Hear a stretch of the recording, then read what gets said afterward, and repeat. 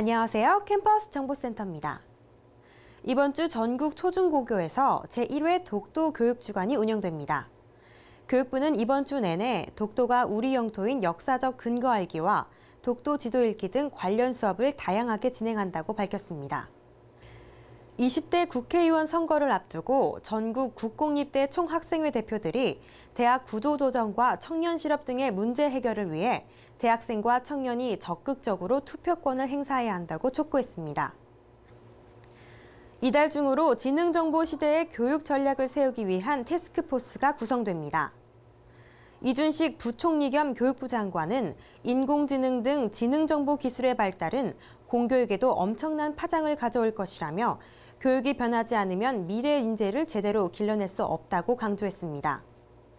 이 장관은 이달 안에 학계와 산업계를 아우르는 민관 합동 태스크포스를 구성해 사회 각계의 의견을 수렴하겠다고 밝혔습니다. 예술 분야의 취업 유발 효과가 제조업보다 3배에서 5배가량 높은 것으로 조사됐습니다. 공연 예술 분야에 10억 원을 투입하면 약 23명의 일자리 창출 효과가 발생하는 데 비해 같은 기준으로 제조업은 9.4명, 서비스업은 18.3명에 그쳤다는 조사 결과가 나왔습니다.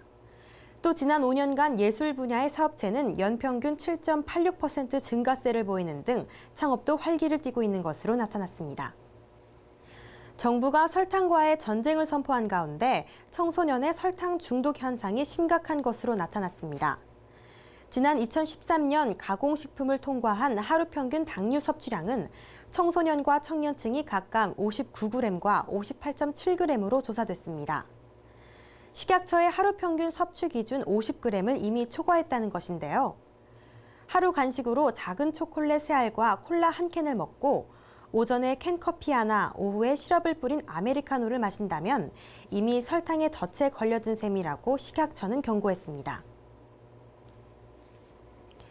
최근 취업준비생 4명 중 1명은 토익 점수가 700점이 넘는 것으로 나타났습니다. 취업포털 잡코리아와 YBM 한국토익위원회가 취업준비생들의 토익 점수를 분석한 결과입니다. 같은 기간 토익 스피킹에 응시한 취업준비생의 평균 점수는 126점, 레벨 5로 집계됐는데요. 가장 많이 목표하는 레벨은 160점에서 180점 사이, 레벨 7인 것으로 나타났습니다.